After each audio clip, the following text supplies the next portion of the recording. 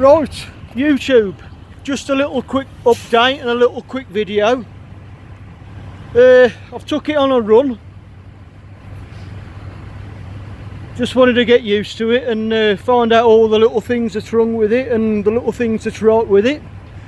And nothing really bad to report, apart from there's one minor leak with the one minor coolant leak. And at first I thought it might be head gasket weeping, one of the head gaskets, but it's not. It's above the head gasket, and it looks like it's coming from the coolant, the water crossover pipe. I think it's coming from one of those gaskets. I think it's this gasket on this side. So that's that. It hasn't lost a lot.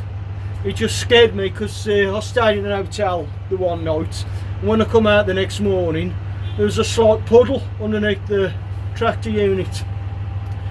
I did put a bit of stop leak in, but it doesn't seem to have worked. So, but that's not the main point of this video. I decided that I'd check all the brakes, make sure that was all in adjustment, and that's all fine, although I will say the slack adjusters were absolutely covered in shit. But that's not the point of this video.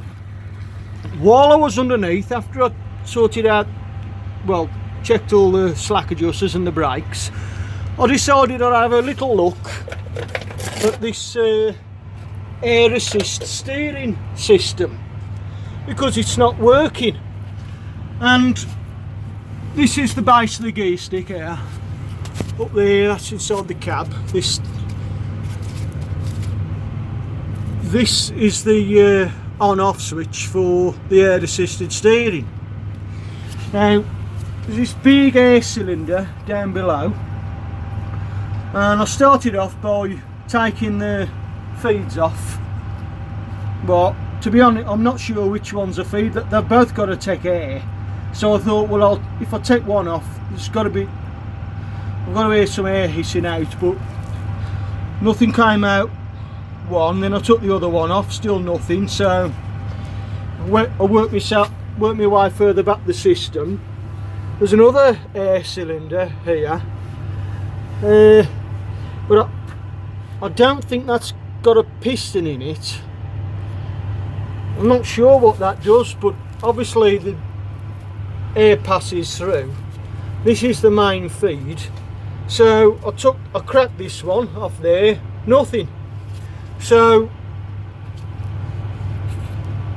I cracked this one, straight away I could hear air coming out, a lot of air. I went up to the switch, turned the switch on, well, off, it's off at the moment. I turned it on, nothing. Turned it off, nothing. Turned it back on, put my finger under here, and if I waved my finger underneath I couldn't feel nothing. I held my finger on and I felt a little bit of pressure build up, took my finger off and psh. So I realised then air is coming through, but very, very slight. So I thought to myself, well, it's got to be this valve, so I'll just give it a good tap. Whack, whack, whack, psh, air come flooding out. So I quickly switched the switch back off and realised that I'm having a bit of trouble with this valve. So let's flip the switch on and see what happens.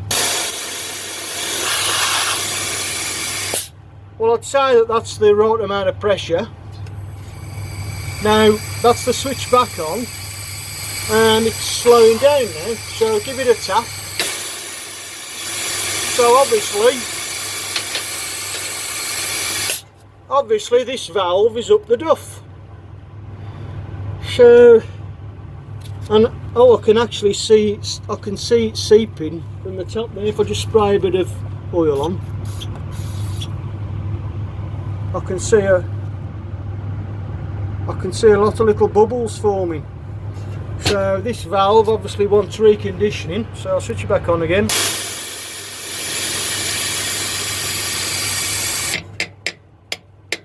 No, it's stopped now. Oh, that's a bugger. Give it a whack again.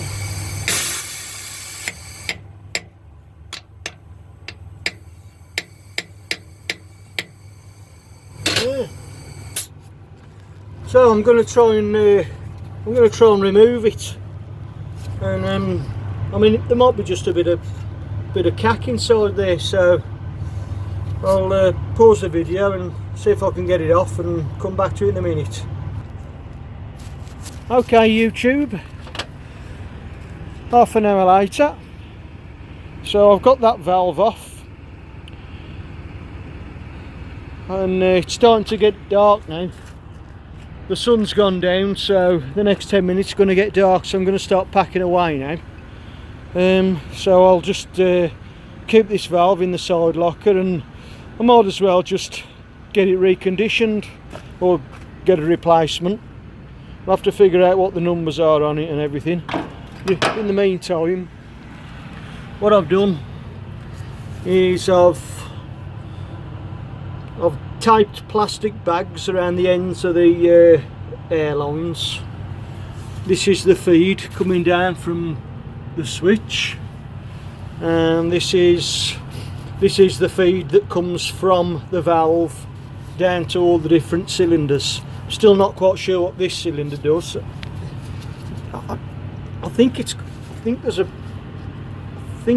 got to be a piston in that, surely. But the main piston is down there, big massive thing, and there's a big bracket.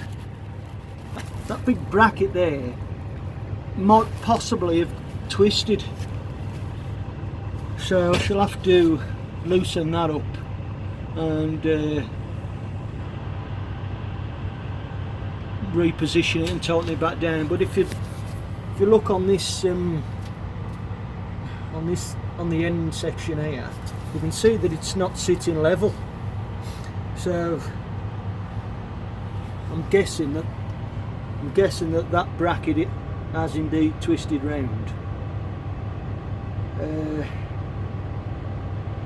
So that's it. I'm going to put the cab down and give all the tools a wipe and pack everything away, and go and get myself some food and a hot shower. I've had enough of lorries for the day, or rigs as I should say. So that's it. See you next time.